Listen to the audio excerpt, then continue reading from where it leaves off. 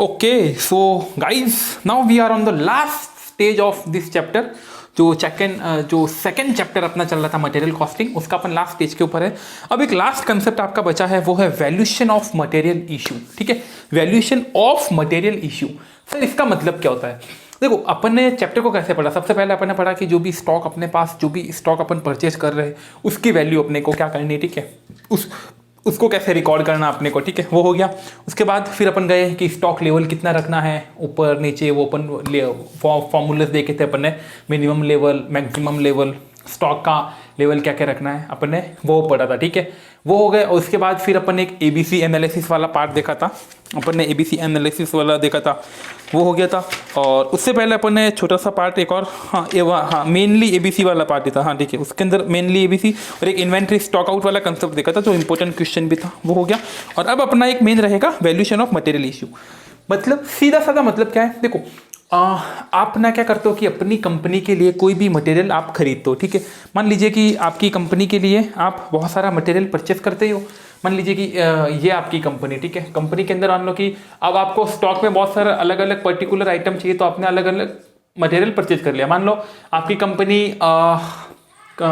Company car manufacture करती है. ठीक है, कार मैन्युफैक्चर करती है और बाइक भी करती है. कार और बाइक ये दोनों मैन्युफैक्चर करती है. तो इन दोनों को मैन्युफैक्चर करने के लिए कुछ पार्ट्स तो आपको चाहिए, तो वो स्टॉक आप परचेज करके रखते हो. ठीक है सर. अब मान लो कि कार वाले, जहां पर कार का मैन्युफैक्चर हो रहा है ना, वहां के डिपार्टमेंट आपको बोलता है कि हमको कुछ मटेरियल इसमें से चाहिए, हमको कुछ मटेरियल इसमें से चाहिए. एक मिनट, वो बोलते हैं कि हमको ये मटेरियल इनमें से चाहिए. ठीक है, तो अब जो स्टोर वाला है, जो स्टोर के अंदर बंदा बैठा रहेगा,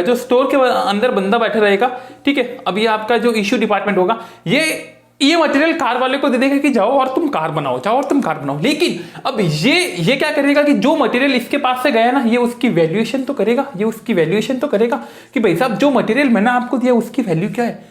तो अब वो कंसेप्ट अपन पढ़ेंगे कि मटेरियल आपके पास आ चुका है. अब आप क्या कर रहे हो कि मटेरियल आपकी कंपनी के स्टोर में पड़ा है, वहां से आप प्रोडक्शन डिपार्टमेंट को मटेरियल इशू कर रहे हो, तो उसकी वैल्यूएशन क्या रहेगी वो अपन समझेंगे. ठीक है, बहुत इजी कंसेप्ट है. इसके अंदर बहुत इजी कंसेप्ट है. ये मैंने आपको मोटा मोटी एक व्यू बता दिया. अब इसके अंदर क्या है कि 3-4 मेथड है साहब, 3-4 मेथड है इन्होंने बता रखे हैं. ठीक है, ICI ने यहाँ पे सबसे पहले एक है आपका सिम मेथड, स्पेसिफिक आइडेंटिफिकेशन वाला सिम. सेकेंड है आपके एक फीफो, एक लीफो, एक सिंपल एवरेज और एक वेटेड एवरेज. सर इतने सारे 5-5 मेथड हमको कैसे याद रहेंगे? अरे बहुत इजी है. देखो, आपको कोई मटेरियल के नाम याद रखने की जरूरत नहीं है. आपको सिर्फ ये समझना है कि सिम आए तो क्या करना है. फीफो लीफो भाई, ये दोनों एकदम भाई है, लेकिन दोनों की भाई की हमेशा लड़ाई होती है, तो दोनों एकदम उल्टे चलते हैं. और सिंपल वेटेड एवरेज तो मैं क्या ही बोलूँ आपको, एकदम ईजी. मतलब सब इजी, आपको कोई याद रखने की जरूरत नहीं कि इस मेथड में होता है. यहाँ कोई फॉर्मूला नहीं है, सिर्फ कंसेप्ट है, वो समझना है, वो मैं आपको अच्छे से समझा दूंगा. ठीक है, अब देखो सबसे पहले मेथड आता है सिम मेथड. ठीक है, स्पेसिफिक सिम इंफॉर्मेशन ही पी कर दो, SPM, स्पेसिफिक प्राइस मेथड. मतलब क्या होता है गाइस, बहुत सरल है. इस मेथड में कुछ करने जैसा ही नहीं.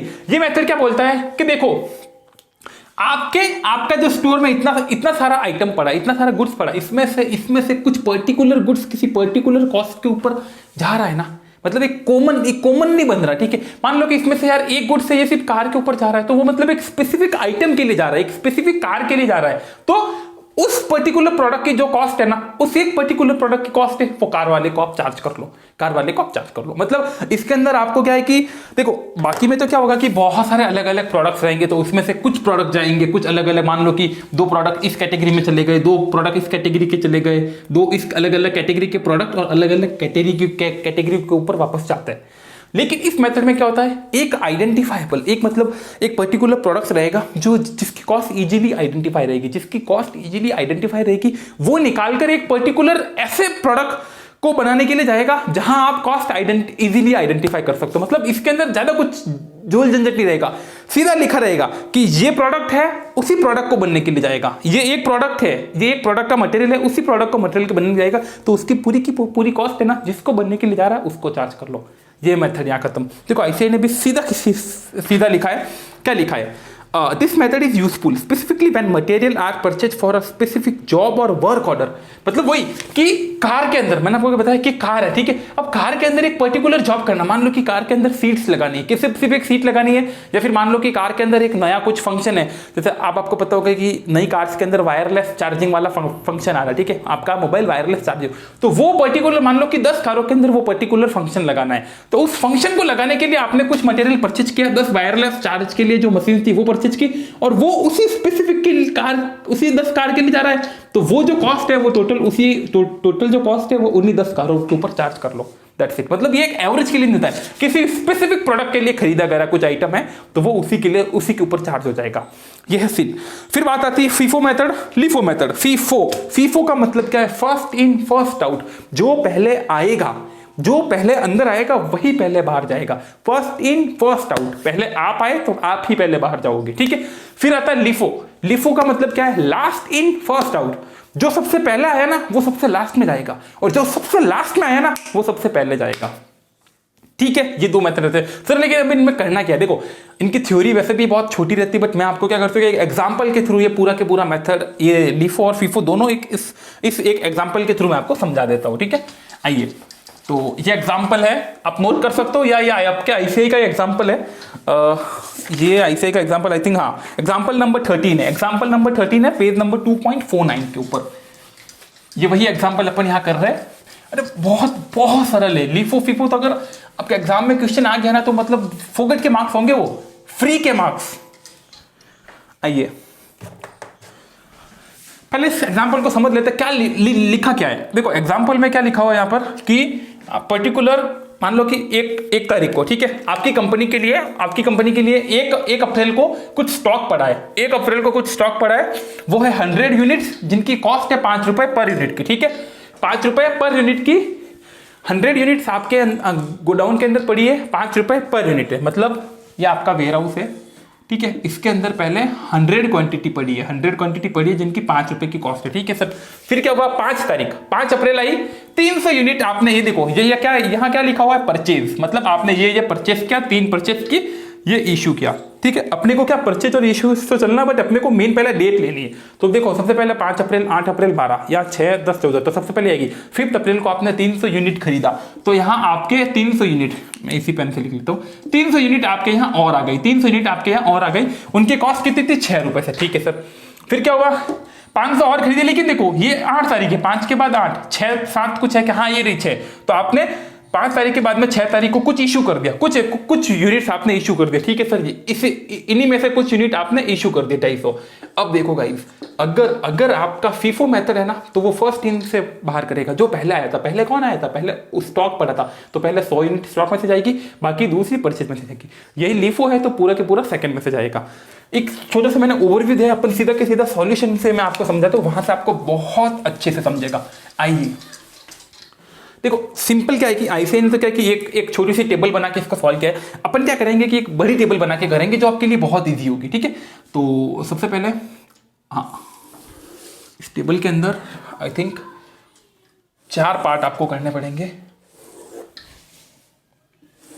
ये रहा, ठीक है।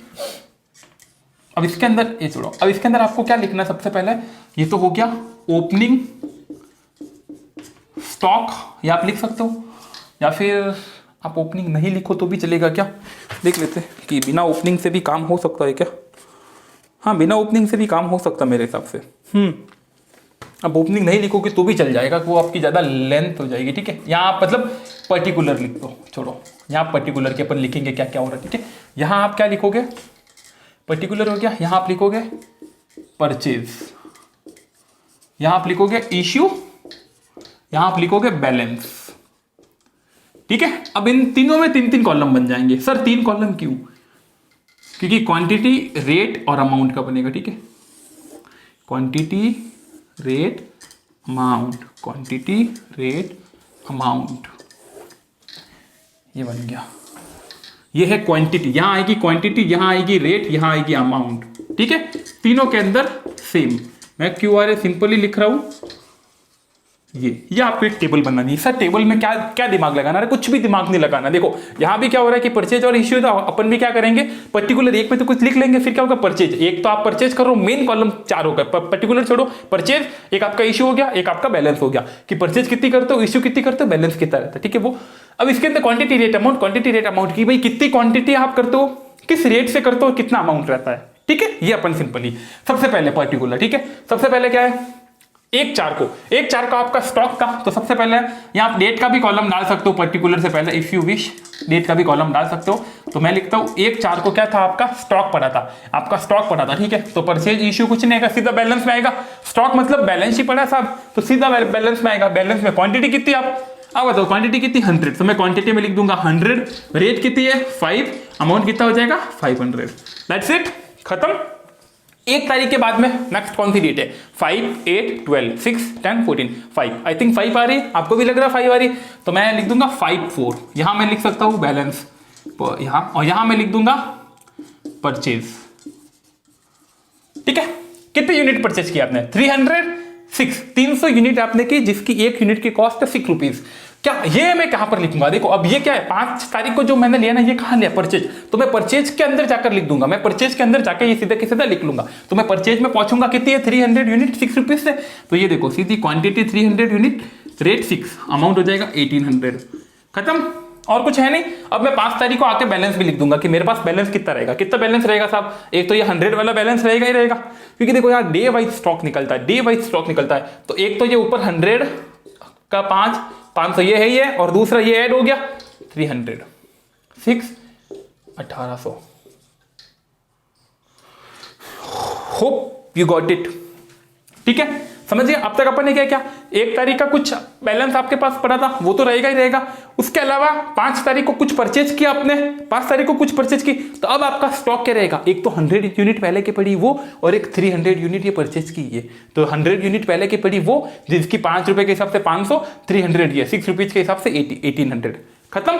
नेक्स्ट चलते हैं 8th ऑफ अप्रैल। इससे पहले कोई डेट है क्या, इशू, ये 6th ऑफ अप्रैल, इससे पहले क्या है 6th ऑफ अप्रैल, वो किसमें इशू में, तो अपन यहाँ आएंगे 6th ऑफ अप्रैल, परचेज की जगह क्या लिखेंगे इशू, ठीक है। कितनी है भैया 250 यूनिट, इशू में 250 यूनिट। आप बोलोगे सर इसकी रेट नहीं लिखी हुई है, भाई साहब ये रेट आप ही तो निकालोगे, ये रेट आपको ही तो कैलकुलेट करनी है, क्योंकि देखो आप परचेस करते हो तो कितना पेड आपने कर दिया वो तो है। अब इशू क्या कर रहे हो आप, एक डिपार्टमेंट से दूसरे डिपार्टमेंट को ट्रांसफर कर रहे हो, उसमें कुछ रेट रहेगी नहीं, तो ये रेट ही आपको, ये वैल्यू आपको करना है कि भाई साहब ये जो आपने इशू किया ना, इसकी क्या वैल्यू है, अपन यही तो कैलकुलेट कर रहे हैं। तो 250 यूनिट्स आपको करनी है, ठीक है। अब मैं आकर इशू में 250 लिख लूंगा, ठीक है सर, मैं लिखने वाला हूं 250। अब देखो यहां आते हैं 2 मेथड, जहां 2 मेथड पिक्चर में लेते हैं, एक है फीफो, एक है लीफो। एक है फीफो क्या बोलता है, first in first out. FIFO बोलता है अरे जो पहले आया है ना वही पहले बाहर जाएगा। फीफो क्या बोलता है, जो पहले अंदर आया वही पहले बाहर जाएगा। तो अपन पहले इस क्वेश्चन को कैसे कर रहे हैं, फीफो से। अपन भी बोलते चलो ठीक है फीफो मेथड अप्लाई करते पहले फीफो। तो फीफो का मतलब जो पहले आया वही पहले बाहर जाएगा। मेरे को यहां टोटल यूनिट्स बाहर कितनी जा रही है, 250 यूनिट जा रही है। मेरे पास स्टॉक में क्या क्या पड़ा है, 100 यूनिट पड़ी है 5 की, 300 पड़ी 6 की। इन दोनों में से पहले कौन आया, पहले 100 आया कि 300 आया, पहले 100 आया क्योंकि वो 1 अप्रैल से पड़ी है, फिर 300 आया। तो अब मेरे को 250 यूनिट करनी है, तो 250 यूनिट कहां से होगी, 250 यूनिट एक तो ये 100 पहले बाहर जाएगी जो पहले 100 पड़ी थी, तो मैं लिखूंगा इशू में कि 100 यूनिट जो 5 रुपए की है पहले तो मैं वो कर दूंगा। मेरे को टोटल करनी कितनी 250, एक तो 100 चली गई, बाकी बैलेंस इस 300 में से जाएगी। देखो मेरे को 250 यूनिट करनी है, यहाँ मेरे पास 100 और 300 टोटल 400 पड़ी है। मैं टोटल यहाँ एक साथ में 250 लिख सकता हूँ, लेकिन दोनों के रेट अलग है ना, इसीलिए मैं अलग अलग लिख रहा हूँ, ठीक है। तो आपको 250 यूनिट करनी है, 400 में से 250 मतलब 150 का बैलेंस आएगा। तो 400 उसमें 100 और 300 अलग है, तो पहले ये 100 को मैंने इशू कर दिया साहब। तो 250 करनी थी, आपने कितना इशू कर दिया 100, और कितनी करनी है 250 माइनस 100, 150 और करनी है 150। ये 150 किस में से करोगे, सेकंड वाला लॉट में से, और कुछ लॉट है ही नहीं 6 में से। तो इसकी आ जाएगी आई थिंक 900 कॉस्ट, ठीक है सर, आ गई 900 कॉस्ट, ठीक है। आप इसकी यहाँ टोटल भी कर सकते हो, if you wish you can do कि भैया हाँ आपने टोटल कितनी यूनिट की है 250, यहाँ रेट नहीं आएगी, टोटल अमाउंट ही आएगा 9, 10, 1400। ये ऑप्शनल आप चाहो तो कर सकते हो, नहीं तो आप नहीं भी करोगे तो भी चलेगा, ठीक है। हाँ अब चलते हैं, अब यहाँ स्टॉक कितना रहेगा, देखो 300 यूनिट थी, 250 आपने इशू कर दी, स्टॉक कितना रहेगा 150, स्टॉक रहेगा 150, कौन सी रेट से रहेगा 5 या 6 से, अरे 5 वाली तो आपने पूरी की पूरी इशू कर दी, अब जो आपके पास स्टॉक पड़ा है वो 6 वाला ही पड़ा है, तो 150 मल्टीप्लाई 6, ये हो गई 900 का स्टॉक पड़ा है। ओके खत्म। तो आपने क्या क्या कर दिया, ये आपने कर दिया, ये कर दिया, फिर क्या 10 से पहले कुछ, अरे 8 है, तो अब आप 8 तारीख अब यहाँ लिखोगे।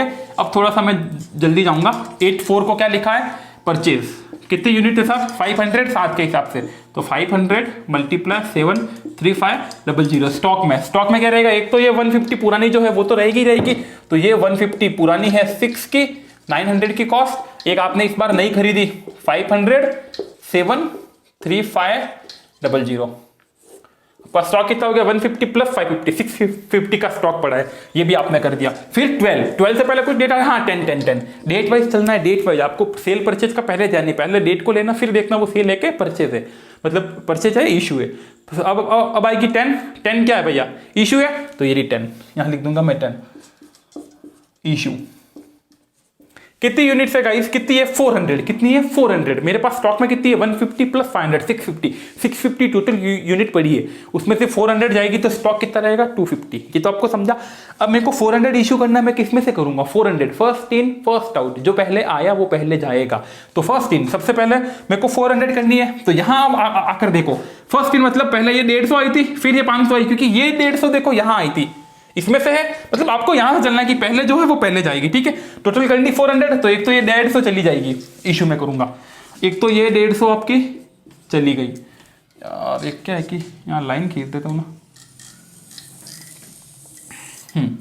एक तो ये 150 आपकी चली गई 6 के हिसाब से 900, 400 आपको इश्यू करनी, 150 आपने इसमें से कर दी, 500 में से कितनी करोगे बैलेंसिंग 250 इंटू 7, ठीक है।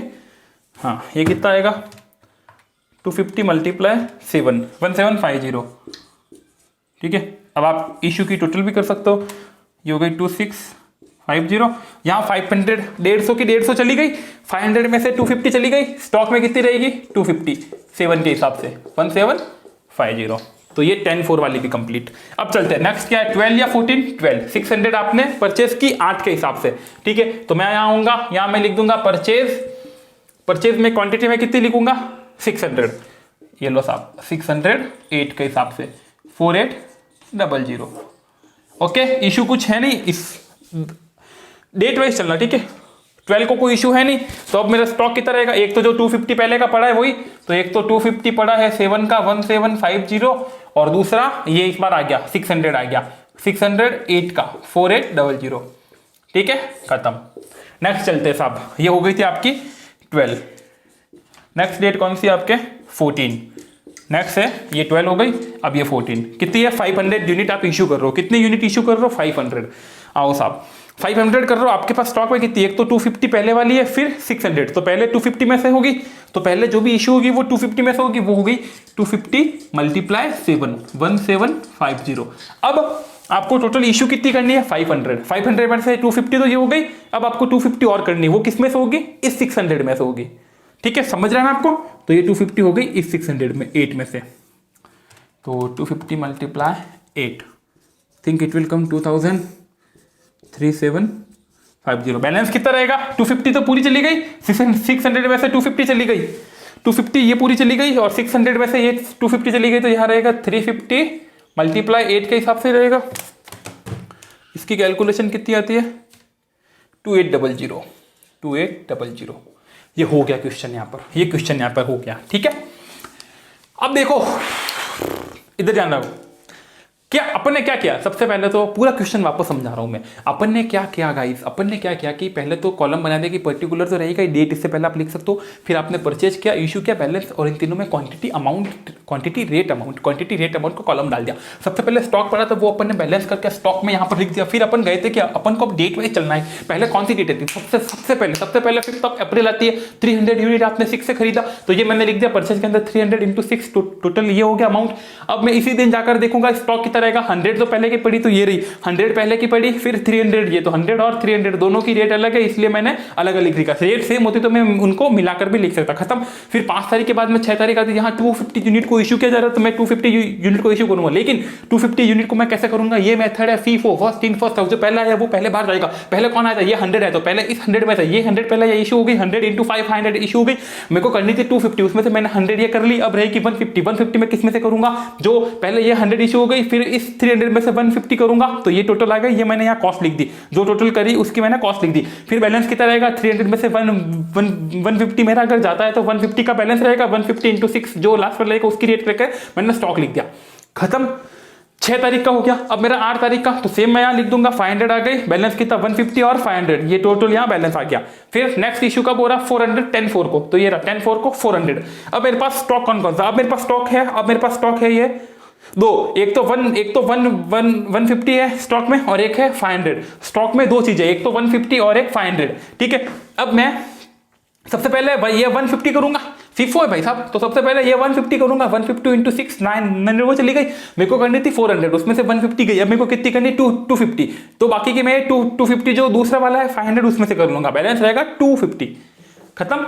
फिर आता है नेक्स्ट 608 से, तो ये 608 से कर दी, टोटल स्टॉक आ गया। और लास्ट में जो है 500 यूनिट करूंगा, पहले जो 250 पड़ी है ये रहा स्टॉक, हाँ ये रही, पहले 250 पड़ी इसमें से कर दिया, बैलेंस 600 में से 250 कर दिया, तो बैलेंस रहा 350 और ये, तो ये मेरा आ गया क्लोजिंग स्टॉक, ये मेरा आ गया क्लोजिंग स्टॉक। अब आपको कोई यहाँ पर, अब आपको कोई शीट से बोलेगा कि ये काम करके बताओ, जो आपने प्रोडक्ट, जो आपने माल इशू किया ना, जो आपने प्रोडक्ट इशू किया ना, उसकी आप कॉस्ट बताओ। तो भाई सब इशू के अंदर आओ, जो ये अमाउंट आ रहा है पूरे अमाउंट की टोटल लगा दो, अमाउंट की टोटल लगा दो, यही हो गई। देखो आप अपने को मैंने क्या बोला, इनकी वैल्यू, तो ये 250 की वैल्यू क्या, तो 250 की वैल्यू है 1400, ठीक है। तो ऐड करते जाओ भाई साहब, अगर आपको कोई क्वेश्चन पूछे तो इसकी वैल्यू बताओ, तो मैं क्या करूंगा, यहाँ आऊंगा 250 की वैल्यू है 1400, ये रही।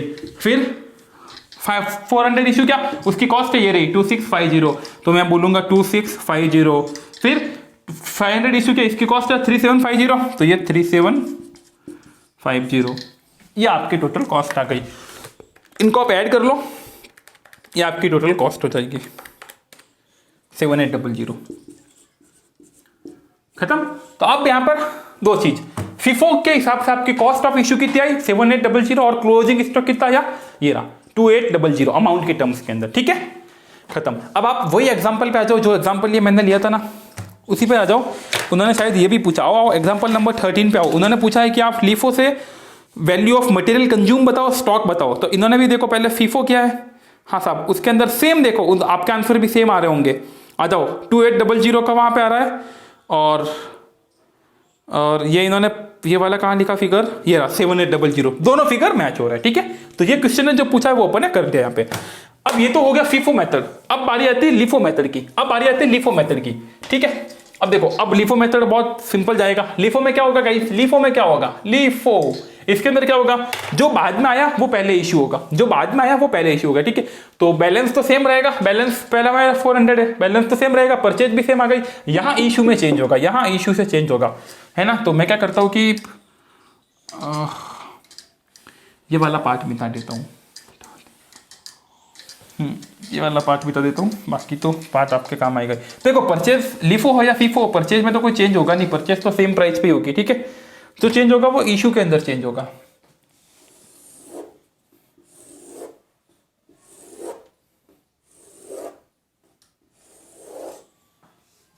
आओ, ठीक है, परचेज आपका सेम आ गई। अब जब फर्स्ट इशू कब हो रहा है, फर्स्ट इशू कब हो रहा है 6/4 को, कितना हो रहा है 250 यूनिट का, ठीक है। 6/4 को हो रहा है 250 यूनिट्स का, 250 यूनिट्स का।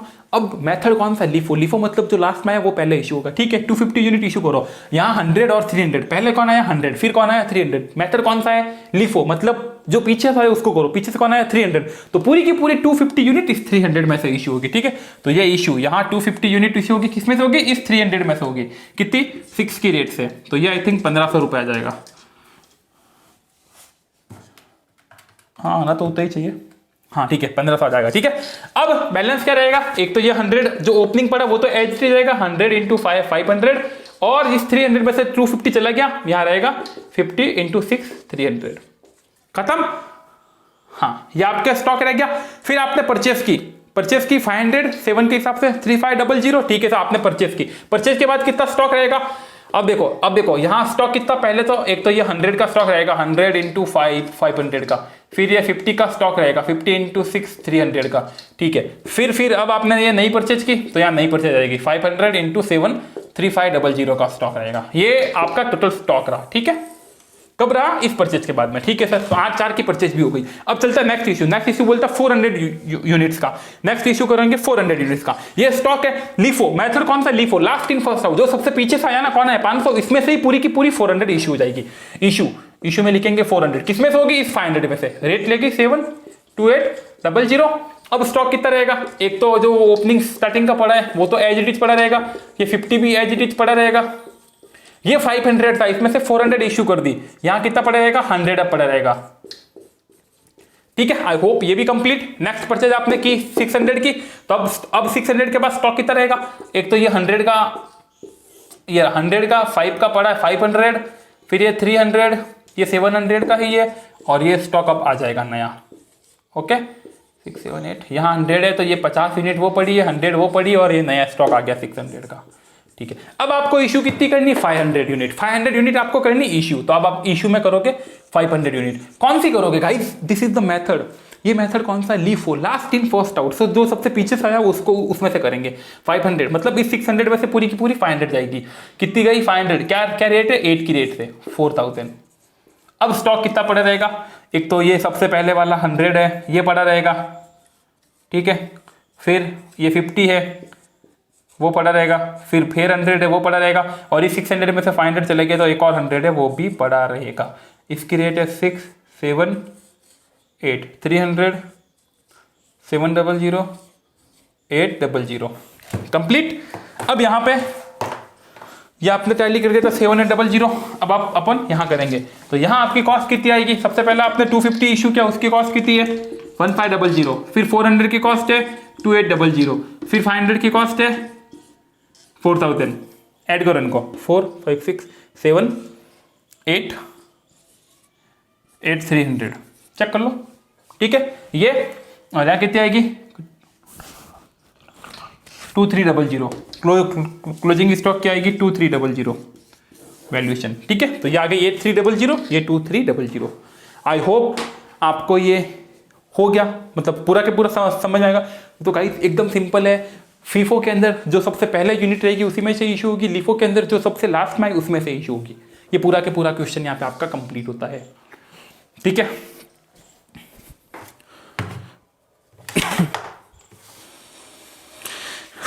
आओ क्वेश्चन एग्जाम्पल नंबर 13 पे आ जाओ।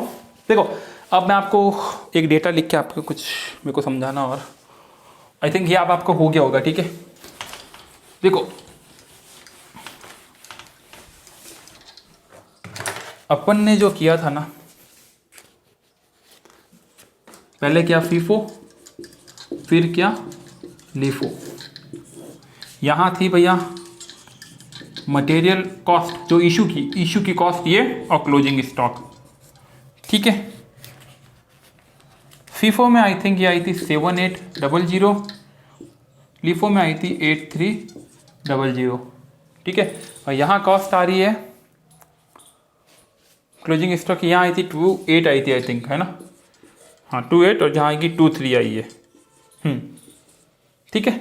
अब क्वेश्चन में क्या, क्वेश्चन के अंदर ए पॉइंट में ए बी सब कंप्लीट हो गया, सेकंड में वो सेकंड में बी, एक और बी पॉइंट है, मेन पॉइंट बी, उसमें क्या पूछा है, एग्जांपल नंबर 13 कर रहे हैं अपन, ठीक है। वो उसमें क्या पूछा, explain why the figure in A B part are different है, दोनों डिफरेंट कैसे है, वो बोला दोनों डिफरेंट कैसे है। ये दोनों फिगर है ना, अगर आप फीफो से लेते हो तो मटेरियल कॉस्ट आपकी आ रही है 7800, लीफो में 8300, यहाँ आ रही है 28, यहाँ आ रही 2। मैं क्या बोलता हूँ गाइस, इन दोनों में डिफरेंस कितना है, देखो इन दोनों में डिफरेंस कितना है 500 का, और इन दोनों में डिफरेंस देखो 500 का। आप इन दोनों की टोटल देख लो और इन दोनों की टोटल देख लो, सेम आएगी। मतलब ये लीफो में ये 500 से ज़्यादा है तो ये 500 से कम है, ये यहाँ 500 से कम है, ये 500 से ज़्यादा है, मतलब इन दोनों का टोटल अमाउंट सेम रहेगा। कुछ नहीं है गाइस, यहाँ क्या हुआ है, जो रेट है ना, ये रेट का इंपैक्ट पड़ा, ये रेट का इंपैक्ट पड़ा। फीफो के अंदर देखो, फीफो के अंदर जो कॉस्ट आ रही, लीफो में सॉरी, अपन अब ये आपके सामने लीफो पड़ा है, लीफो के अंदर जो 8300 कॉस्ट आ रही है ना, वो कैसे आई, एक तो ये 6, ये 250 इंटू 6 1500, 400 इंटू 7 2800, 500 इंटू 8 4000, क्योंकि अपन लास्ट वाली जो क्वांटिटी उसकी रेट ले रहे हैं। और जहां आप यहाँ आप अगर एक पैटर्न देख रहे हो तो देखो, पहले जो यूनिट थी उसकी कॉस्ट कितनी थी 5, फिर जो नई आई उसकी कॉस्ट थी 6, फिर जो नई आई उसकी 7, फिर जो नई आई उसकी 8। मतलब जैसे जैसे यूनिट अपन खरीदते जा रहे हैं, अपन महंगे प्रोडक्ट्स को खरीदते जा रहे हैं।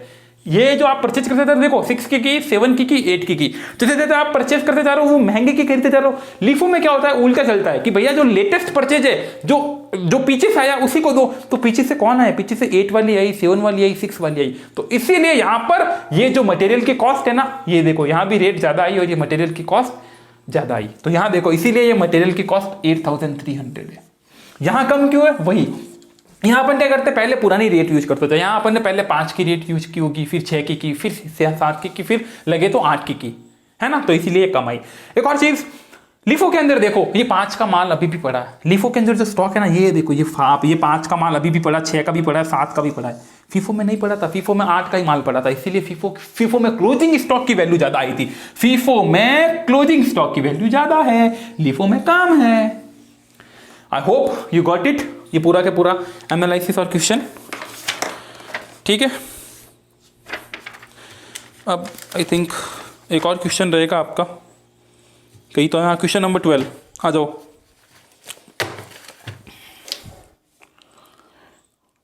मेरे को यहाँ बनाना ही पड़ेगा डायग्राम। आई होप ये आपने स्क्रीनशॉट ले लिया होगा, अगर आपको चाहिएगा तो ले लो, ठीक है। नेक्स्ट क्वेश्चन नंबर 12, मतलब प्रीवियस क्वेश्चन। ये कंसेप्ट तो आपको पूरा के पूरा समझ गया होगा। अब ये क्वेश्चन एक थोड़ा सा लॉजिकल है, ये जो नया वाला क्वेश्चन, अब नेक्स्ट वाला जो क्वेश्चन है ना, थोड़ा सा लॉजिकल है। फर्स्ट शॉट में अपने को लगेगा हाँ ये ही आंसर है, मतलब जो आपको दिख रहा है वही आंसर है, लेकिन नहीं। कई बार आंखों का धोखा तो सबसे होता ही है। तो वो इस क्वेश्चन को देखकर शायद आपको हो सकता है, ठीक है, एक फर्स्ट साइड पर देख करके हाँ चलो हाँ यार क्वेश्चन सही तो बोल रहा है, लेकिन क्वेश्चन जो कहेगा वो अलग गीत गाएगा। आओ पहले क्वेश्चन को देख लेते हैं। क्वेश्चन क्या बोलता है, क्वेश्चन है क्या, मैं आपको 2 मिनट यहाँ उतार देता हूँ आपके सामने, क्वेश्चन को नोट कर लेता हूँ, ठीक है। ये बोला है मंथ, ठीक है, मंथ है, ठीक है सा। फिर बोला है ये आपने परचेस किया, ये आपकी प्राइस है, और ये इशू किया आपने, ठीक है सा, इशू किया।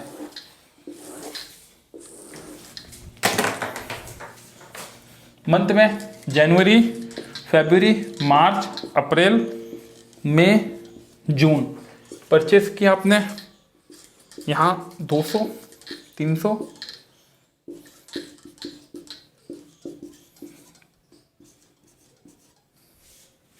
या कुछ इशू नहीं किया, प्राइस लिख लेता हूँ 25। यहाँ 250 इशू किया आपने, 300 इशू किया, 550 इशू किया, 800 किया, 400 किया। ये आपका क्वेश्चन हो गया, ये क्वेश्चन लिखा हुआ। फिर क्वेश्चन क्या बोलता है देखो, एग्जांपल नंबर 12 पेज नंबर 2.47 पे, the chief accountant argue that the total value of closing stock remains the same no matter which method is pricing of material issue is used. Do you agree? हाँ या ना। अरे भाई साहब, account वाला बंदा है वो क्या बोलता है, अरे आप कोई भी मेथड लो, आप चाहे तो लीफो लो, या फीफो लो, कोई भी लो।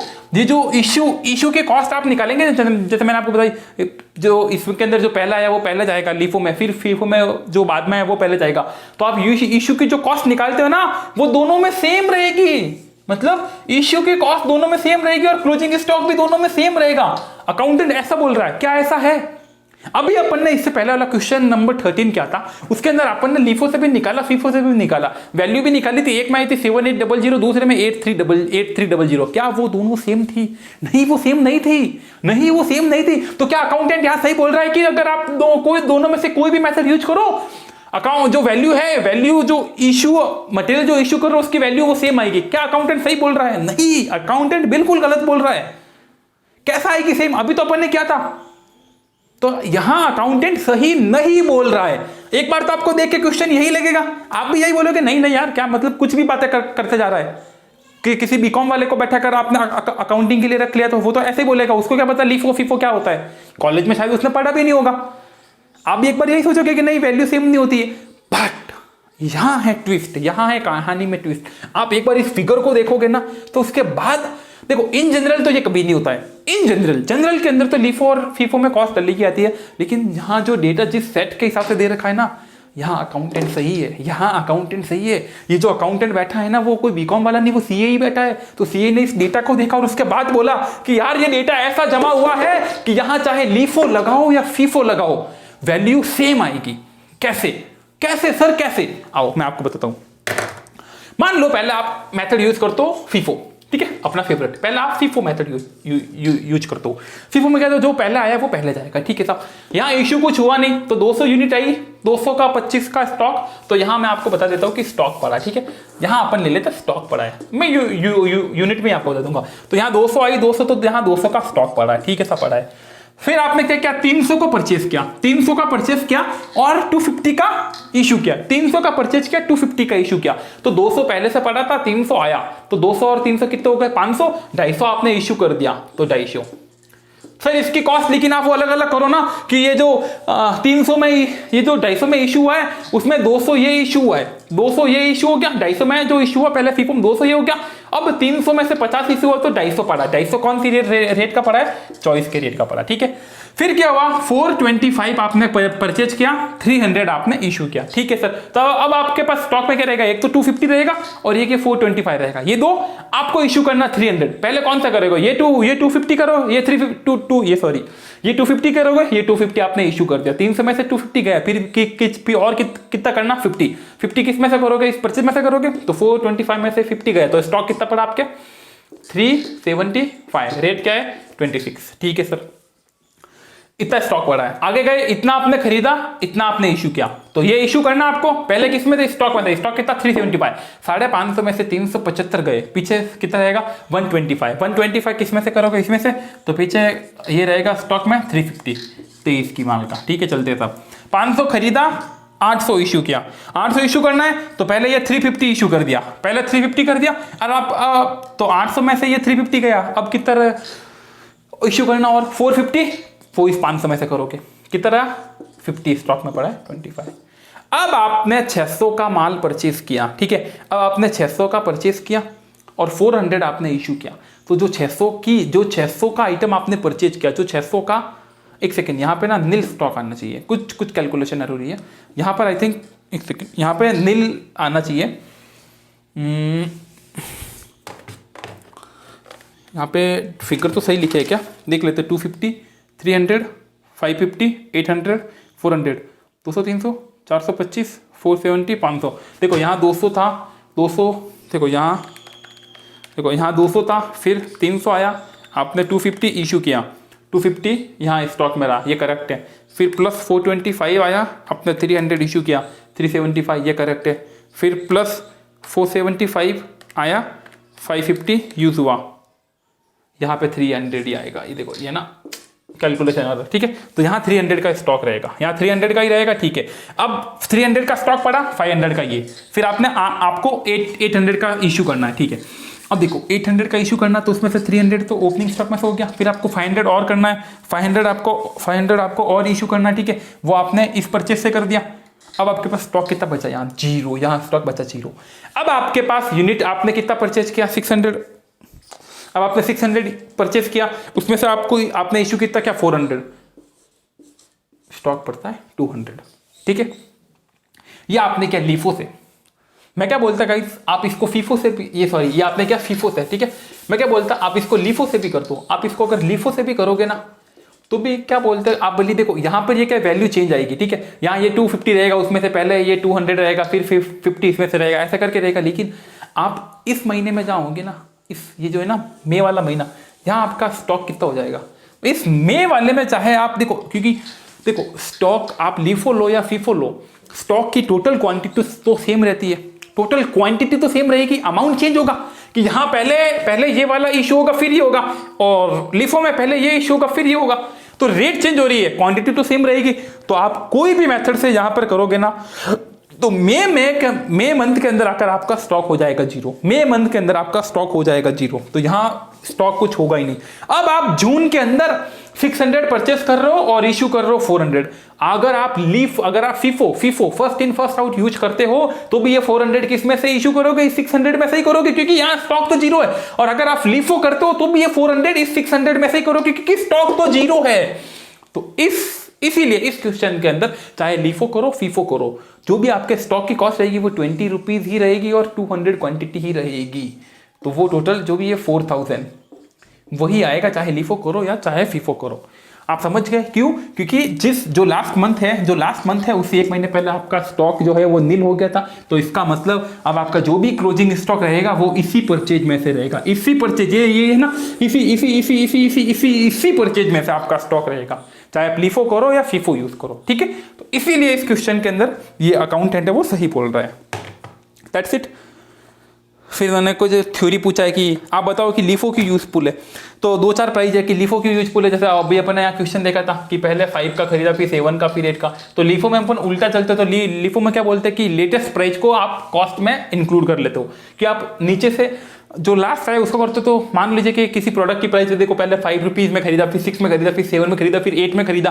अब आप लीफो यूज करते हो तो पहले 8 वाला इशू करोगे, तो जो लेटेस्ट प्राइस है वो आप कंज्यूम करते रहते हो। ऐसे करके 2-4 पॉइंट है, नॉट सो इम्पोर्टेंट। ठीक है, तो ये क्वेश्चन भी हो गया यहाँ पर।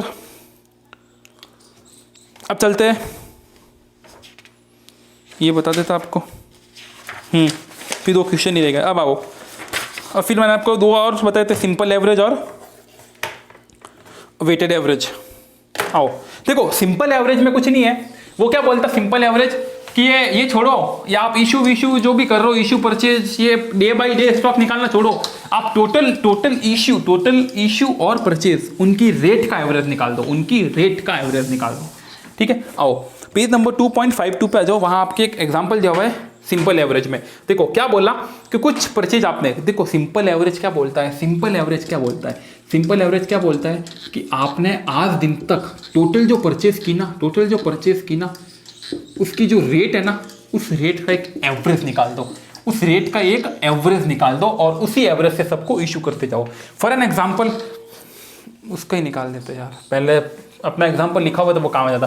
पर फिर भी यहाँ आप देखोगे ना, एग्जांपल के अंदर उन्होंने 5 आइटम दे रखी है कि आपने 1 अप्रैल को 200 यूनिट खरीदा 10 रुपए से, फिर आपने 150 यूनिट खरीदा 12 से, फिर और आपने खरीदा, फिर और खरीदा, और ये रेट अलग अलग है। ठीक है, इन बिटवीन आपने कहीं इशू भी किया। तो यहाँ क्वेश्चन क्या बोलता है सिंपल एवरेज में, अरे ये जो रेट है ना, ये रेट का एवरेज ले लो। रेट का एवरेज, किसी भी चीज का एवरेज कैसे लिया जाता है, उन सबको जोड़कर टोटल जितना आपके नंबर्स है ना उनका डिवाइड दे दो। मतलब 10 + 12 + 12 + 15 + 11 डिवाइड बाय टोटल नंबर्स कितने हैं 1 2 3 4 5। तो आप इसका एवरेज ले लो, ये एवरेज आएगा 10 + 12 + 12 + 15 + 11 डिवाइड बाय 5 12। इस मेथड में आपको कुछ नहीं करना, आप कितना भी आइटम इशू करो हर जगह आपको रेट 12 ही यूज करनी है, जो हो गया सिंपल एवरेज, खत्म। अब बात आती है वेटेड एवरेज की। वेटेड एवरेज क्या बोलता है, अरे सिंपल एवरेज तूने जो ये रेट निकाली वो खोटी है, वो गलत है, ये रेट ही गलत है। क्यों गाइस, मुझे एक चीज बताओ, आपने सिंपल एवरेज कैसे किया, 10 + 12 + 12 + 15 + 11 डिवाइड बाय 5 मतलब आपने 5 अलग अलग नंबर्स को ऐड किया, डिवाइड बाय 5 मतलब आपने क्या सबका इक्वल, सबको आपने इक्वली वेट दे दिया कि 10 हो 12 हो 15 हो 11 हो, 5 रेटें खरीदी, 5 का डिवाइड कर दिया, सबका इक्वली वेट से रेट निकल गई। लेकिन आप यहाँ आकर देखो गाइस, आओ जल्दी से आओ थोड़ा सा। आपने 10 रुपए में 200 यूनिट को खरीदा, तो यहाँ 10 रुपए की भी उतनी ही वैल्यू हो गई जितनी 15 रुपीज की है। लेकिन 10 रुपए में आपने कितनी यूनिट खरीदी, 10 रुपए में 200 यूनिट खरीदी, जबकि आपने 15 रुपए में ओनली 50 यूनिट परचेज की। मतलब ये यूनिट तो बहुत ज्यादा परचेज की, ये यूनिट बहुत कम की, बट इन दोनों की रेट को आपने इक्वल मान लिया, इन दोनों की रेट को आपने जो महत्व दिया, जो इंपोर्टेंस दी, दोनों इक्वल दिए। जबकि भाई साहब जबकि आपने जो 15 रुपए में जो महंगा माल खरीदा था, आपने खरीदा ना 15 रुपीज में, उसकी यूनिट ओनली 50 ही है। बाकी जो 10 रुपीज में सस्ती खरीदी उसकी यूनिट से आपकी 200, तो मतलब वो इससे 4 टाइम है, सस्ता माल आपने 4 टाइम खरीदा है। मतलब यहां आपने यूनिट का इंपैक्ट दिया ही नहीं। अब मान लो मैं आपको एक और देता हूं, मान लो यहां आपने 1 यूनिट और खरीदी, एक यूनिट, कितनी? ओनली एक, 20 रुपए से। ओहो हो। तो एक काम करो आप, एक काम करो, पहले आपकी रेट कितनी आई? 12। पहले आपकी रेट कितनी आई गाइस? 12 आई। एक यूनिट आपने और खरीदी, 10 मान लो यार कैलकुलेशन के लिए, 10 नहीं ठीक है, यहाँ कोई फर्क नहीं पड़ेगा। हाँ, एक यूनिट आपने और खरीदी 20 रुपीज। तो यहाँ क्या करोगे आप? 20 डिवाइड बाय 6 करो। ये कितना रहा बताओ तो? 60 प्लस 20 डिवाइड बाय 6, यार ये 13.33। अरे यार क्या कर दिया? पहले आपने जो 5 यूनिट खरीदी हुई थी, पहले 5 यूनिट जो खरीदी हुई थी ना गाइस, वो आपने 12 रुपए की एवरेज कॉस्ट आई। अब आपने सिर्फ एक यूनिट खरीदी, सिर्फ एक यूनिट 20 रुपए से, आपकी रेट में देखो 1.33 पर यूनिट कॉस्ट बढ़ गई, पर यूनिट कॉस्ट बढ़ गई। यार टोटल यूनिट कितनी है? ये इतनी सारी। क्या इन सबकी इतनी कॉस्ट बढ़ी? नहीं बढ़ी, नॉर्मल कॉस्ट बढ़ी, बढ़ी नहीं साहब, सिर्फ 20 रुपए बढ़े, सिर्फ 20 रुपए बढ़े, 20 रुपए। और आपकी 1.33 रुपए पर यूनिट कॉस्ट बढ़ गई। अगर मैं पर यूनिट को इन सब यूनिट से मल्टीप्लाई करूंगा तो इतनी कॉस्ट कभी बढ़ी नहीं। और आपको मजे देखते थे, 30 रुपए कर दो, एक यूनिट और परचेज कर दो, तो यहाँ 30 और परचेज हो जाएंगे, यहाँ 7 हो जाएंगे। अब देखो और ही मजा आएगा, 60 प्लस 50 डिवाइड बाय 7, अब रेट आ गई 15.72। और देखो तो सही कितनी रेट बढ़ गई। तो ये क्या करता है, ये मेथड क्या करता है, सिर्फ रेट को ही महत्व देता है, क्वांटिटी को महत्व ही नहीं देता। चाहे आप एक क्वांटिटी खरीदो, चाहे 1 लाख खरीदो, ये बोलता है दोनों की रेट सेम ही रहनी। गलत है ना यार ये? तो इसी लू फॉल, ये जो इसके अंदर सबसे बड़ा लू फॉल है कि ये क्वांटिटी को महत्व नहीं देता, इसी लू फॉल को बंद करने के लिए मेथड आया वेटेड एवरेज। वेटेड एवरेज क्या बोलता है? अरे सुनो, आपको क्या करना है कि साथ में आपको यूनिट को भी महत्व देना है। आपने रेट में तो आपने हाई खरीदी, बट कितनी यूनिट खरीदी वो भी आपको दिखानी है, कितनी यूनिट खरीदी आपको उसका भी इंपैक्ट देना है। तो ये कैसे होता है? ये क्या बोलता है? आप सबकी टोटल कॉस्ट निकाल दो। ये क्या बोलता है? आप सबकी टोटल कॉस्ट निकाल दो, सबकी टोटल कॉस्ट निकाल दो। ठीक है, तो यहां निकालो 200 मल्टीप्लाई 10, ये आ गई 2000, 150 मल्टीप्लाई 12, फिर ये 212, 24000, 750, और ये तो कर लेते कैलसी पे ही। ठीक है, 150 मल्टीप्लाई 12, ये आ गई 18000, ये आ गई फिर 140 मल्टीप्लाई 11, ये आ गई 1540। अब आप इसकी टोटल कर लो, ये टोटल कॉस्ट आ गई 8490। अब ये क्या बोलता है? टोटल कॉस्ट आ गई, उसको टोटल यूनिट से डिवाइड कर दो। टोटल यूनिट कितनी है? साहब टोटल यूनिट कितनी है? 200, 150, 250, 140, 740। ये बोलता है आप इसको इससे डिवाइड कर दो, 1.47, ये आपकी रेट है। अब क्या बोलता है? अब आप जो भी इशू होता है उसको उस से कर दो। तो ये लॉजिकल दिख रही है कि नहीं दिख रही? लॉजिकल दिख रही है। पहले आपकी रेट कितनी आई थी? आई थिंक 12 रुपीज आई थी। अब देखो ये ओरिजिनल रेट है, वो रेट भी बढ़ी। फिर आपने क्या कहता? फिर आपने वहां क्या कहता? एक यूनिट 20 रुपए की बढ़ाई थी, तो आपके 13.33 आई थी। यहाँ अपने कॉस्ट नॉर्मल कितना रही? 1147। बढ़ाओ, यहाँ भी बढ़ाओ गाइस, एक यूनिट 20 रुपए से बढ़ाओ, जल्दी बढ़ाओ, आप भी बढ़ाओ। तो ये हो जाएगी 741, यहाँ क्या 20 रुपए ऐड हो जाएंगे। तो अब कॉस्ट कितनी आएगी? 8490 प्लस 20 डिवाइड बाय 741। अब कितनी आ रही है? 11.48। अरे देखो सिर्फ 1 पैसा बढ़ा है। यहाँ कितना बढ़ा? 1 रुपया 33 पैसा, 1 रुपीज 33 पैसे बढ़े थे। और यहाँ कितना हो रहा है? 0.48, मतलब 0.01 रुपीज। अरे ओनली 1 पैसा बढ़ा है। ठीक है, तो ये मेथड सिंपल एवरेज में क्या बोलता है? सिर्फ रेट को आप एवरेज कर दो।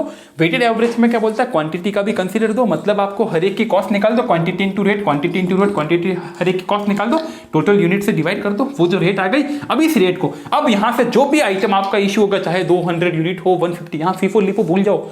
अब आपको जो भी यूनिट इशू होगा ना, उसको इसी रेट से इशू करना है। ठीक है, तो ये क्वेश्चन आपका यहाँ कंप्लीट होता है, ये कंसेप्ट यहाँ पे कंप्लीट होता है। वेटेड एवरेज वाला हो गया।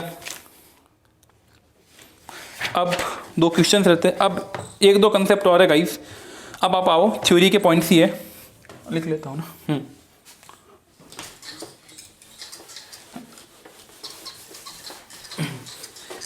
अब क्या बोलता है? एक और मार्केट प्राइस मेथड। कुछ मेथड है वो आपको बोलते हैं कि मार्केट प्राइस के हिसाब से आपको मेथड है वो आपको रेट देता है। ठीक है, इसमें सबसे पहले है रिप्लेसमेंट, फिर है सेकंड है रियलाइजेबल, ठीक है, खत्म। अब देखो रिप्लेसमेंट प्राइस मेथड, रिप्लेसमेंट का मतलब क्या होता है आपको पता, फ्लिपकार्ट अमेजन पे वो रिप्लेसमेंट स्कीम आती है कि आज आप इसको कितने आप वापस उस प्रोडक्ट को दे दो और कितना आपको मिल जाता है, कितना मतलब उसकी market value, current market price क्या वो हो गई रिप्लेसमेंट प्राइस। और रियलाइजेबल मतलब आप इसको मार्केट में सेल करते हो, अगर आप इसको मार्केट में सेल करते हो ठीक है तो क्या प्राइस आती है। तो ये दोनों ये कब ले जाएगा, जब अगर ये गाइस ये कॉस्ट आप नहीं निकाल सकते, आप कैलकुलेट नहीं कर सकते हो ठीक है। आप कोई ज्योतिष तो हो नहीं जो एग्जाम में बैठे बैठा बोल देंगे अच्छा कार की कंपनी ने सीट्स परचेज किया तो उसकी रिप्लेसमेंट प्राइस आई थिंक ये होगी। तो ये मेथड कब काम आएगा, ये सिर्फ दे रखे हैं, ये प्रैक्टिकली आपके क्वेश्चन के लिए तो कोई काम आता नहीं। ये अगर ये मेथड यूज करने होंगे तो क्वेश्चन के अंदर इनकी प्राइस दे रखे होगी तो आपको डायरेक्टली वही यूज करनी ठीक है। तो रिप्लेसमेंट में तो क्या है कि मार्केट की वैल्यू क्या आज वो, और रियलाइजेबल में क्या अगर मैं इसको बेचूं, रिप्लेसमेंट में मतलब कि नया ये कितने में मिल रहा है मार्केट में वो, और रियलाइजेबल में क्या कि मैं इसको बेचूं तो कितनी कॉस्ट आएगी ये। फिर आती है एक और नॉशनल प्राइस है, उसमें स्टैंडर्ड प्राइस मतलब नहीं है। अब एक और है valuation of return and shortage ठीक है। अब इसके अंदर दे रखी, देखो गाइस मैंने आपको पहले भी ये कंसेप्ट आपको पहले भी करवाया जा चुका है, बट क्या है कि जो रिटर्न वाला जो नॉर्मल एबनॉर्मल लॉस, हाँ ठीक है, रिटर्न शॉर्टेज छोड़ो, हाँ रिटर्न शॉर्टेज एक कंसेप्ट में लास्ट में आएगा। शॉर्टेज में आपको कुछ नहीं करना है, शॉर्टेज में आपको वो इशू के अंदर यूज करना है। कहीं मान लो देखो ये सब प्रोडक्ट है, कहीं मान लो कि होता है कि जैसे पेट्रोल वाली कंपनी, तो वहाँ क्या होता है कि पेट्रोल उड़ जाता है, पेट्रोल है ना वो ऐसे मतलब हवा के साथ ऐसे थोड़ा बहुत निकलता रहता है हल्के से। आप जैसे आपके अगर पेट्रोल आपकी बाइक है, अब बाइक का जो पेट्रोल का जो ढक्कन है ना आप उसको भी थोड़ी देर ओपन करके रखिए, पेट्रोल उसमें से वो हवा के साथ साथ वो घुलता रहता है ठीक है। तो पेट्रोल पंप वालों को भी वो इसको बोलते हो क्या बोलते हैं, शॉर्टेज है, छीजत बोलते हैं हिंदी में, शॉर्टेज है तो वो होती रहती है। तो वो शॉर्टेज उसको कैसे अकाउंट करना, शॉर्टेज में कुछ नहीं, आप जब यहाँ परचेज इशू बैलेंस बनाते हो ना तो इशू में उसको आपको इशू में यूज कर देना है, शॉर्टेज को आपको इशू में दिखाना ठीक है। अब यहाँ बात क्या चल रही थी, हाँ नॉर्मल एबनॉर्मल की। देखो अब क्या होता है, एक होता है वेस्ट, फिर इन्होंने दे रखा है स्क्रैप ठीक है, एक होता है वेस्ट, एक होता है स्क्रैप, फिर इन्होंने दे रखा है स्पॉइलेज, फिर इन्होंने दे रखा है डिफेक्टिव, आई थिंक हाँ डिफेक्टिव, और लास्ट में दे रखा ऑब्सोलेंस। गाइस ये पांचों अगर नॉर्मल है और अगर एबनॉर्मल है, ये चीज मैंने आपको पहले ही बता दी थी, अगर नॉर्मल है तो कुछ नहीं आपको कॉस्ट में इंक्लूड करना है, और अगर एबनॉर्मल है तो कॉस्ट में इंक्लूड नहीं करना है और उतने अमाउंट को आपको प्रॉफिट एंड लॉस में डालना है ठीक है। कैसे सर, मान लो वेस्ट हो गया 20 यूनिट का, 100 यूनिट थी 500 यूनिट, 100 यूनिट थी जिनकी प्राइस थी 500 रुपए, 100 यूनिट थी जिनकी प्राइस थी 500 रुपए ठीक है। 20 यूनिट का वेस्ट हो गया और वो वेस्ट है नॉर्मल, तो आपको क्या करना है कि यहाँ यूनिट में से घटाना, अगर नॉर्मल है तो यूनिट में से घटाना है, एबनॉर्मल है तो नहीं घटाना ठीक है। तो मैं 100 यूनिट में से 20 घटाऊंगा तो पीछे आएगी 80 और 500 की। अब मैं पर यूनिट की कॉस्ट निकालूंगा ना तो मेरी पर यूनिट की कॉस्ट बढ़ जाएगी, ये पर यूनिट की कॉस्ट आ जाएगी 500 डिवाइड बाई 80, ये आ जाएगी 6.25, ये आ जाएगी 6.25। तो अगर नॉर्मल है तो उसको यूनिट में से घटाना है और बैलेंस यूनिट से ही करना है। अगर एबनॉर्मल है तो देखो, अगर नॉर्मल था ना गाइस तो आपकी यहाँ देखो मैं आपको पूरी कॉस्टिंग समझा रहा हूँ। देखो यहाँ टोटल कॉस्ट कितनी है 500 ठीक है, सब 100 यूनिट थी तो पहले रेट क्या थी 5 रुपीज़ की, लेकिन क्या हुआ कि नॉर्मल वेस्ट हो गया, क्या हो गया नॉर्मल वेस्ट हो गया ठीक है। तो नॉर्मल वेस्ट को क्या करता है कि टोटल क्वांटिटी में से लेस करते हैं, उसको क्वांटिटी में से लेस करते हैं। यहाँ आप क्वांटिटी कितनी बची 80, लेकिन कॉस्ट तो सेम रहेगी। तो अब यहाँ मैं 500 डिवाइड बाई 80 करूंगा तो पर यूनिट कॉस्ट बढ़ जाएगी, क्योंकि यूनिट कम हो गई तो पर यूनिट कॉस्ट बढ़ गई ठीक है 6.25। तो आप देखो जो नॉर्मल यूनिट है ना, आपका कुछ वेस्ट हुआ मतलब वो कचरा हो गया, काम का नहीं, तो उससे आपकी costing per unit other costing तो बढ़ गई। देखो यहाँ पहले 100 यूनिट की कॉस्ट थी 500 की, अब यहाँ 80 यूनिट की कॉस्ट है 6.25, मतलब ये जो 20 यूनिट खराब हुई ना इसकी कॉस्ट कौन बियर कर रहा है, ये 80 गुड यूनिट बियर कर रही है, 80 गुड यूनिट कर रही है, क्योंकि पहले ये इस 100 में ये 80 भी इंक्लूड थी, वहां कॉस्ट क्या थी 5 रुपए थी, अब कॉस्ट 6.25 हो गई, 1.25 से बढ़ गई। मतलब जो नॉर्मल आपका वेस्ट है, स्क्रैप, स्पॉइलर्स, डिफेक्टिव, ऑब्सोलेंस है, उनकी कॉस्ट को जो गुड यूनिट है वो बियर करती है ठीक है, इसलिए उसको लेस करते फिर वो गुड यूनिट बियर करती। तो यहाँ कॉस्ट हो जाएगी 6.25, तो आप याद करोगे 6.25 इंटू 80, तो यहाँ टोटल कॉस्ट आ जाएगी 500 रुपीज नॉर्मल के टाइम में ठीक है। यही मान लो एबनॉर्मल है, मतलब होता ही नहीं साहब, एबनॉर्मल आपकी गलती से हुई। नॉर्मल क्या होता है कि पूरे मार्केट में ऐसा होता है, सबके साथ होता है, ठीक है। छिजर एबनॉर्मल मतलब आपकी गलती से हुई है, गाड़ी का एक्सीडेंट हो गया, उसमें आधा माल खत्म, तो वो सबके साथ नहीं होता, आप ही की गलती से हुई होगी, ठीक है। तो इसीलिए एबनॉर्मल को क्या करते हैं, उसको लेस नहीं करते। मान लो ये 20 यूनिट, मान लो ये 20 यूनिट एबनॉर्मल थी, क्या थी एबनॉर्मल, तो यहां लेस नहीं करेंगे, बोलेंगे भाई साहब एबनॉर्मल थी, तो जो गुड, तो यहां देखो एबनॉर्मल थी तो पीछे यूनिट कितनी बचेगी, गुड यूनिट कितनी बचेगी, 80 बचेगी।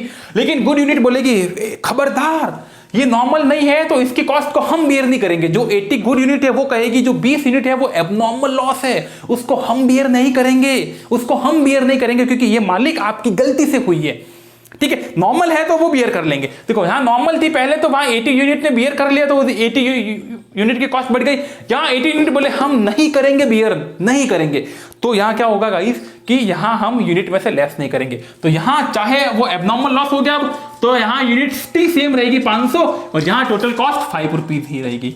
तो अब ये जो 100 है ना गाइस, इसके अंदर दो कंपोनेंट है। इसके अंदर एक तो है 80 जो है गुड यूनिट, और एक है 20 जो है बैड यूनिट, खराब यूनिट। लेकिन दोनों की कॉस्ट देख लो 5 रुपए सारी। जो 80 की कॉस्ट यहाँ पहले भी 5 रुपए थी, उस 80 की कॉस्ट अभी भी 5 रुपए है। तो यहाँ 80 ने गुड यूनिट ने एबनॉर्मल यूनिट को वहन नहीं किया। लेकिन अब यहाँ कॉस्टिंग में क्या करेंगे अपन, अपन क्या करेंगे, जो कॉस्ट के लिए प्रोडक्ट निकलेगी, गुड यूनिट कितनी 80 है, तो गुड यूनिट की कॉस्ट आ जाएगी 80 इंटू 5 400, वो तो आपके कॉस्टिंग में चली जाएगी अंदर। और जो एबनॉर्मल लॉस है, जो एबनॉर्मल, क्योंकि देखो 20 यूनिट की कॉस्ट अगर आप बियर नहीं करोगे कोई बात नहीं, लेकिन वो 20 आप बेच थोड़ी पाओगे, वो तो कचरा हो गया ना। तो 20 इंटू 500 ये कहां जाएगा, ये जाएगा कॉस्टिंग और P&L अकाउंट में। ये जाएगा कॉस्टिंग P&L अकाउंट में, ये P&L अकाउंट में हेल्प करेगा, क्योंकि ये मालिक की गलती से, इसलिए P&L रन करेगा। आई होप ये कंसेप्ट आपको समझ में होगा। देखो वेस्ट हो, स्क्रैप हो, स्पॉइलेज हो, डिफेक्टिव हो या ऑब्सोलेंस हो, ठीक है, इन सब के अंदर अगर आपको लॉस जो होता है वो नॉर्मल है, तो गुड यूनिट जो है वो बोलेगी हम नॉर्मल की जो कॉस्ट है हम वहन करेंगे। तो फिर क्या होगा कि टोटल यूनिट में से जो नॉर्मल लॉस है वो लेस हो जाएगा, और पर यूनिट कॉस्ट बढ़ जाएगी 5 रुपए से 6.25 हो गया। और एबनॉर्मल है तो वो बोलेगा हम नॉर्मल, अगर एबनॉर्मल लॉस है तो गुड यूनिट बोलती है कि हम आपका लॉस वहन नहीं करेंगे, तो वो फिर यहां यूनिट में से लेस नहीं होगा, तो 100 यूनिट ही रहेगी। लेकिन इसके अंदर क्या होगा, जो गुड यूनिट की कॉस्ट है वो तो कॉस्टिंग में जाएगी, और जो एबनॉर्मल की कॉस्ट है ना वो हम कॉस्टिंग P&L अकाउंट में डालेंगे। ये पूरा कंसेप्ट यहाँ पे कंप्लीट होता है इसका, ठीक है। तो ये भी कंप्लीट, फिर अब कंजम्पशन वाला कोई काम का है नहीं। अब 2 क्वेश्चन रहता है ऐसे ही के, पीछे आ जाओ आप, और ये चैप्टर अपना खत्म हो जाएगा। पीछे आ जाओ, क्वेश्चन नंबर 8 और 9 आई थिंक, या क्वेश्चन नंबर 8 और 9, 8 थोड़ा सा लेंदी है और 9 वो करते हैं अब।